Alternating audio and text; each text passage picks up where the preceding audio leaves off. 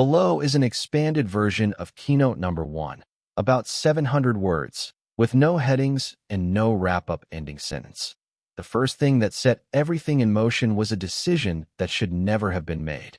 It started with a principal who believed she was enforcing order, structure, and tradition, but instead shut down the one moment a student had been waiting on for years. The school planned its annual Veterans Day Assembly, a routine event that students sat through every fall. Most of the time it moved along quietly. A few speeches, a slideshow, a couple of patriotic songs from the choir, and everyone returned to class. But this year was different for one student who had spent the night before practicing a short tribute to her father, a veteran who had been away on deployment more times than she cared to count. She had written a few lines on note cards, rehearsed them in her room, and packed them neatly into her backpack. She wanted to speak his name in front of the school so people would know what he meant to her. When she reached the principal's office that morning, she carried hope more than anything else. She had already talked to her teacher, who encouraged her to bring it up officially. Her teacher believed it would take only a quick conversation to fit her into the program. A simple moment on stage. Nothing complicated. The girl stepped into the office, explained her idea, and waited for the principal to understand. Instead, she got a look that told her the answer was already decided. The principal said the program was set. There was no room to add a student speaker. She said the assembly had to remain uniform. She said there were rules to follow. She said if every student who had a veteran in the family asked to speak, the assembly would never end. The girl tried to explain that this was different. Her father had been gone for months at a time. She had sat through long stretches of silence when communication was impossible. She had lived with worry every single day. She wanted one small moment to honor him. The principal still refused. She repeated the same lines about structure and fairness. She said the tribute could be distracting. She said the girl might get emotional on stage, which could take time away from the rest of the program. She suggested the girl make a card for her father instead.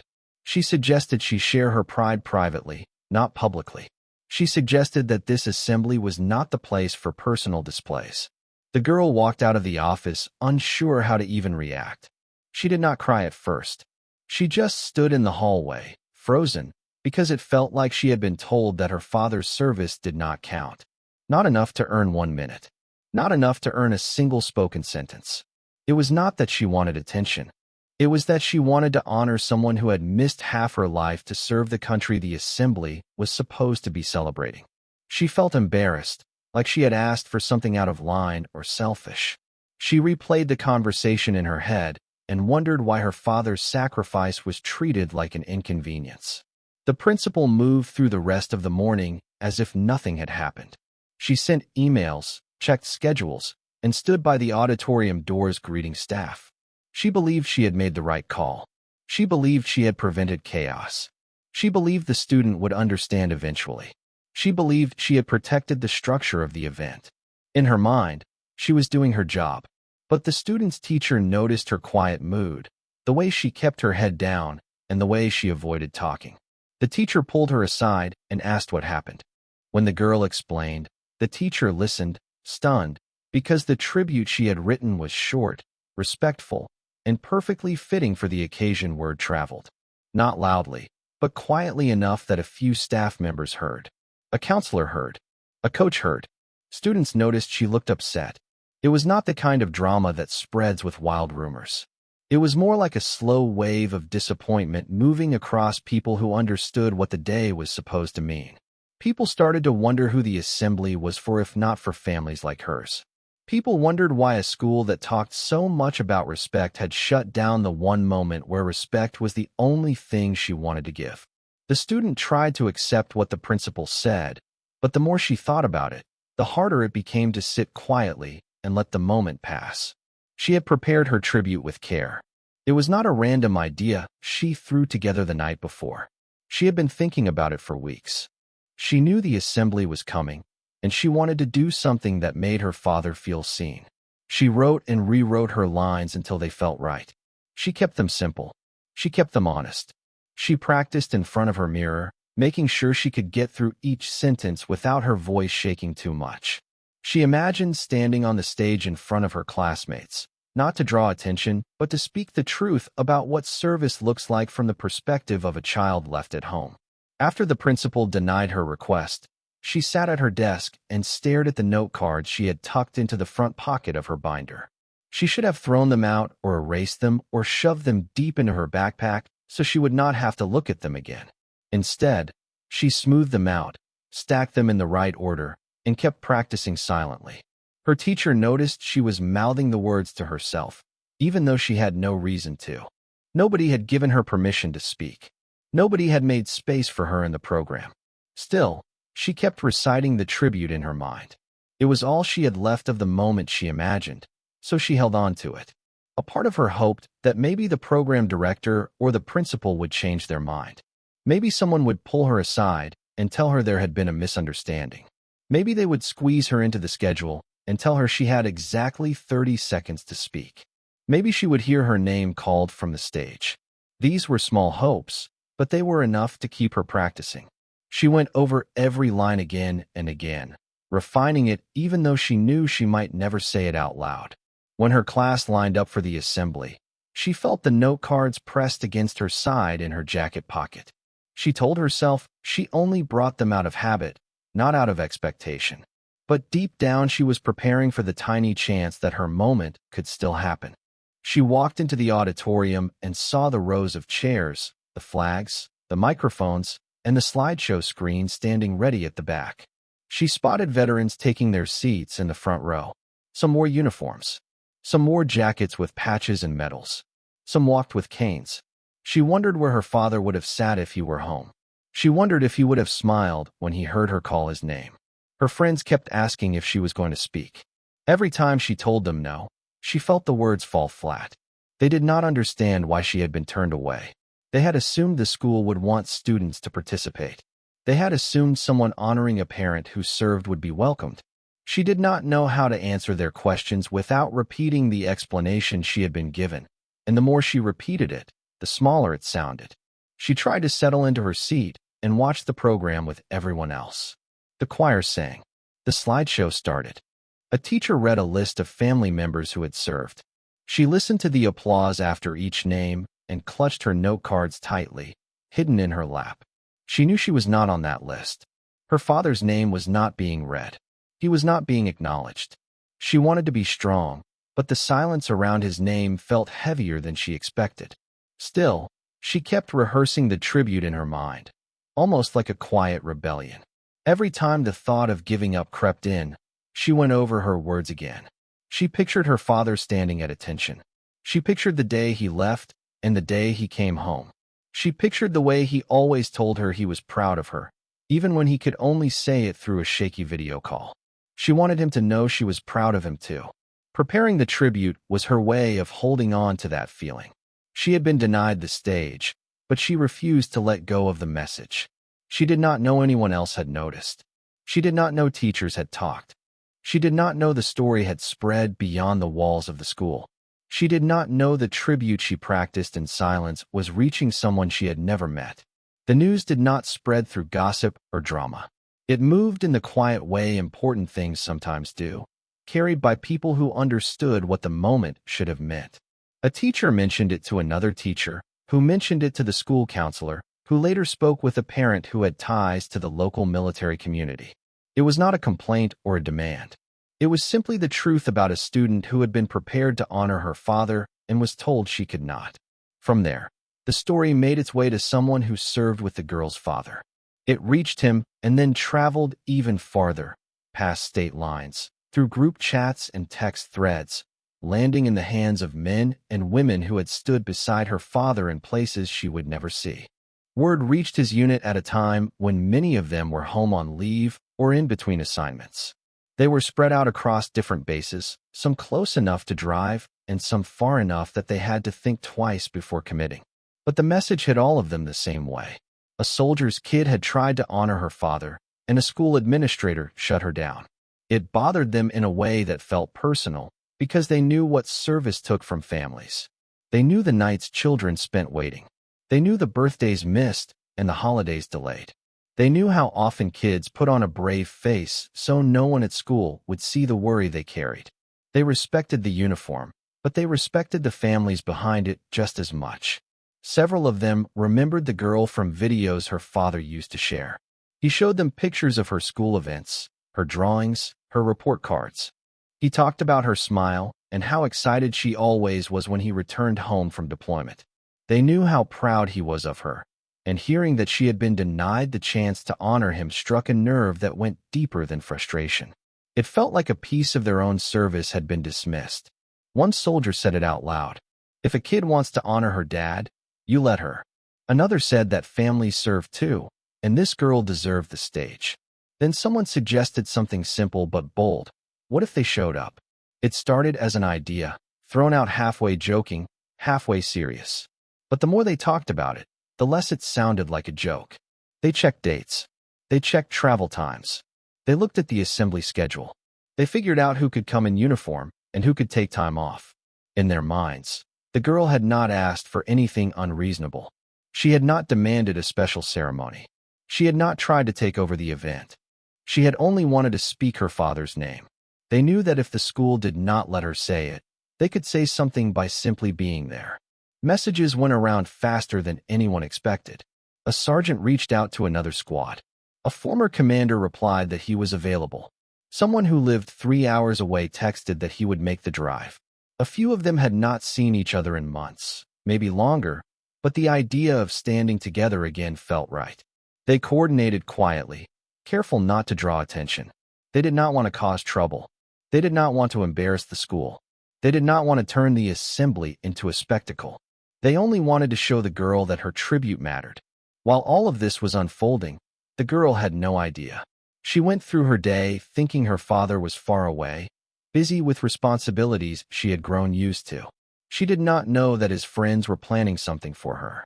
She did not know that her small act of courage had reached people who carried stories of their own, stories of sacrifice and loyalty and long stretches of silence between homecomings. As the unit made their plans, they talked about her father. They talked about the times he stepped in for others. They talked about the missions they completed together. They talked about the way he led, the way he listened, the way he protected the people around him. Supporting his daughter felt like the natural extension of everything he had done for them. If she wanted to honor him, they wanted to honor her in return. They kept their final message short and simple. "We'll be there. Not for the principal, not for the school, for her." On the morning of the assembly, everything looked ordinary from the outside. Students walked into the building half awake and carrying jackets, backpacks, and the usual complaints about being up too early. Teachers ushered them toward the auditorium. Staff checked microphones and seating charts. The principal stood near the doors greeting people with the polished calm of someone who believed the day would go exactly as planned. Nothing about the scene hinted that anything unexpected was coming. The girl took her seat with her class, clutching the note cards she still carried even though she had been told she would not be speaking. She kept them tucked inside her sleeve and tried to breathe through the tight feeling in her chest. She told herself that she would get through the assembly quietly, then go back to class like everyone else. Outside the building, though, something entirely different was unfolding. Cars began pulling into the far end of the school parking lot, one at a time, then two at once, then another right behind them. Some were government-issue vehicles, some were personal trucks, and one was a beat-up sedan that a soldier joked had survived more miles than he had. Men and women in uniform stepped out, straightened their jackets, fixed their hats, and gathered near the walkway. They exchanged quick nods, the kind that spoke more than words. They had not come to make a scene. They had come to stand behind a child who had tried to honor her father. They moved with quiet purpose, staying out of sight for as long as they could. A staff member saw them first. She froze, unsure whether she should call security, notify the principal, or just stare. What she saw did not match anything she expected to see at a school assembly. A formation was gathering itself without fanfare. Soldiers who had trained together, deployed together, and returned together were lining up as if this were a mission. They waited until every member who said they were coming had arrived. A few were out of breath from the rush. One had driven through half the night. Another had taken the earliest flight he could find and met the group straight from the airport. Inside, the program had already begun. The choir had finished singing. The slideshow was halfway through its first set of photos. Students were whispering, tapping their feet, and glancing around trying to find ways to stay entertained. The girl sat still, eyes fixed on the stage, repeating her tribute in her mind even though she knew she would never speak it out loud. She didn't notice the subtle shift in the air, the distant murmuring near the doors, or the staff members moving quickly toward the entrance. The soldiers entered the building in 2 straight lines, but not with the heavy steps of ceremony. Their footsteps were steady, controlled, and respectful. They walked with a seriousness that made people sit up straighter without understanding why. The principal saw them approaching and felt her confidence wobble. She tried to step forward and intercept them, but they kept walking. She tried to ask who they were looking for, but her voice came out thin. She tried to maintain control of the event, but the presence of an entire military unit changed the room faster than any announcement could. Students turned around. Teachers stopped mid-sentence. The choir director lowered her papers. The auditorium got quiet in a way that did not feel forced. It felt like something meaningful was happening, even though most people had no idea what it was yet. The girl turned her head and saw the first uniform, then another, then the whole line. Her breath caught. She recognized one of them from a picture her father kept on his desk, then another from a story he once told. Confusion hit her first, then shock, then something that felt like hope mixed with disbelief. The soldiers didn't walk to the front row. They walked directly toward her. Not fast, not loud, just steady. Each step seemed to carry the message they had traveled to deliver. Her classmates stared, some whispering her name, others sitting frozen. The girl stood without realizing she had stood. One soldier gave her a small, respectful nod, the kind that said everything without speaking. Another handed her a small folded item, a patch from their unit, the same kind her father wore. They positioned themselves around her row, not to intimidate anyone, but to make it clear why they were there. Their presence filled the room with a weight no microphone or speech could match. People did not need an explanation. They understood. The program paused itself because there was no way to continue pretending this was a normal assembly. No one announced the soldiers. No one introduced them. They simply stood there, united, steady, and unmistakably present for her. The moment the soldiers took their places around the girl's row, the energy in the room changed in a way no one tried to hide. Even the principal stopped pretending the morning was under control. She stood stiff near the aisle, unsure what to say, but the audience wasn't looking at her. All eyes were on the students surrounded by the people who had served with her father.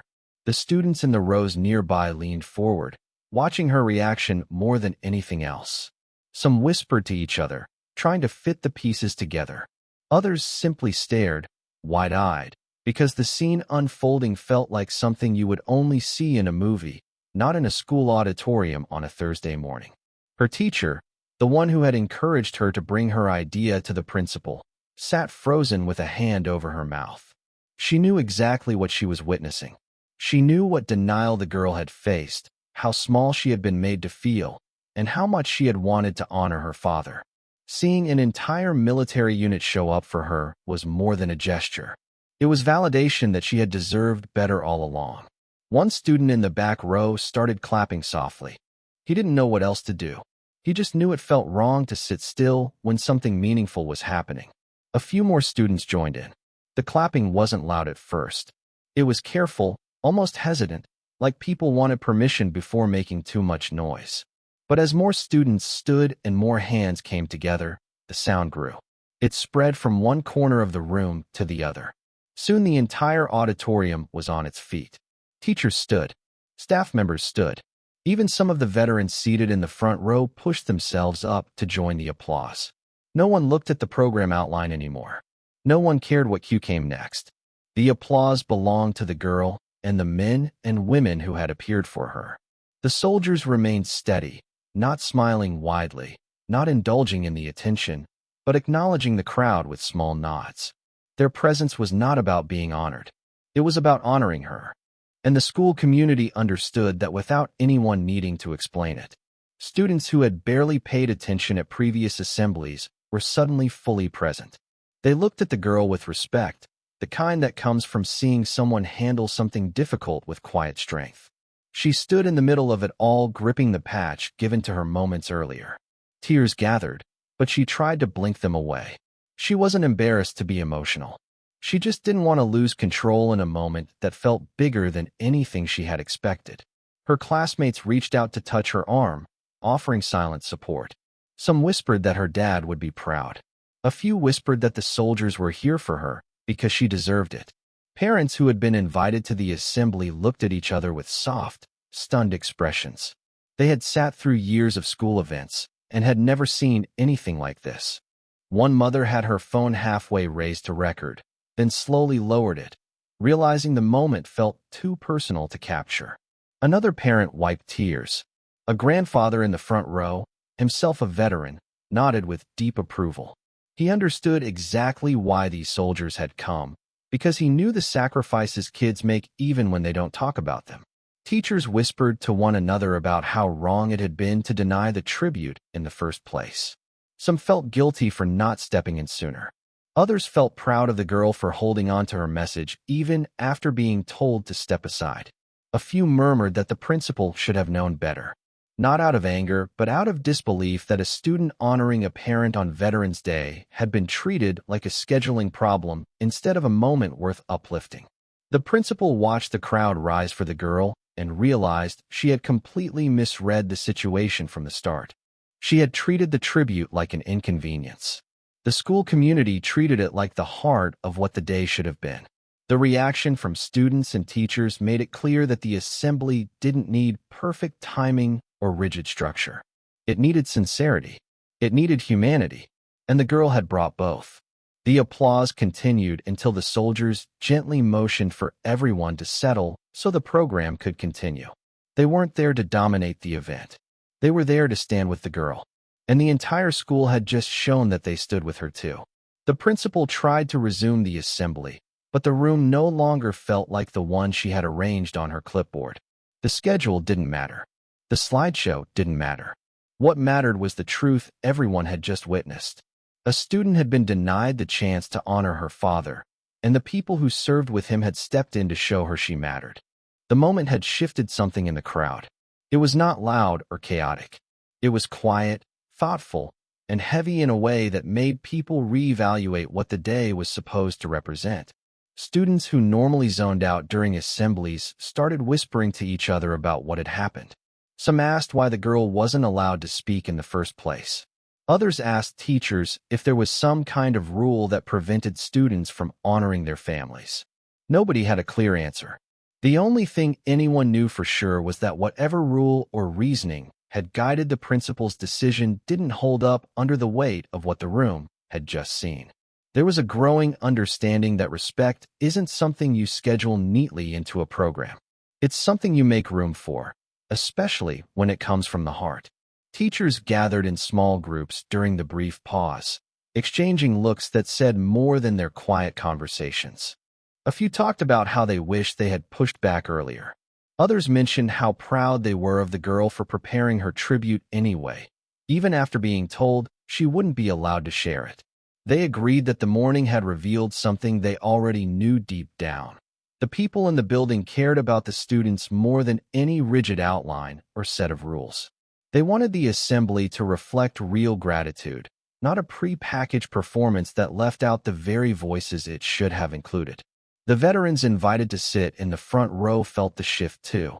Many of them had attended countless ceremonies over the years, from formal military events to small local gatherings. They recognized sincerity when they saw it. They also recognized when someone's service was being brushed aside. To them, the student's tribute should have been a natural part of the program. Hearing that she had been denied, it brought out the same protective instinct they carried during their years of service. They didn't say much, but their steady nods and quiet approval showed that they believed the soldiers who arrived had done the right thing.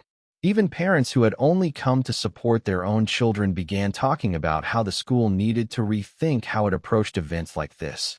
Some said the principal missed the point of Veterans Day altogether. Others talked about how children of service members often shoulder responsibilities and emotions that go unnoticed. They said if a student wants to speak from that place, The school should listen, not shut the door on her. The principal herself stood rooted to one spot, watching reactions unfold around her. She had prepared for questions about timing, seating, or equipment. She had not prepared for the emotional response of hundreds of people witnessing a moment that contradicted her earlier decision. She tried to keep her expression controlled, but it was clear the embarrassment stung. She had not expected the community to rally around the girl so strongly. She had not expected the soldiers to show up. She had not expected her reasoning to fall apart in front of everyone. She felt exposed, not because the crowd was hostile, but because they were united in a way she hadn't anticipated. As the assembly continued, the soldiers remained present, giving their attention to every part of the program. They clapped when names were read. They stood for the anthem. They honored the veterans who were seated nearby. Their presence added weight to every moment. But it wasn't overbearing. It simply made the assembly feel real. It stripped away anything artificial and left only the truth about what service means and how deeply it reaches into families and classrooms. Students who might have stayed silent before began thinking about their own connections to service members. Some realized they had never thanked a family member properly. Others thought about friends with parents in the military and understood their lives a little differently. The conversation broadened. It shifted from one student being denied a tribute to a wider recognition that the school needed to make space for these stories. After the assembly, clusters of people continued talking in the hallways. Nobody rushed out the doors. Teachers checked in on the girl, not in a dramatic way, but with quiet smiles and reassuring nods. Students walked up to her just to say they were proud of her. Even people who didn't know her found themselves moved by what she had gone through and how powerfully the community had responded. By the time the soldiers prepared to leave, the school had already changed in small but meaningful ways. Not because anyone announced a new rule or made a speech about it, but because respect had been shown in its truest form, and once people saw it, they couldn't unsee it.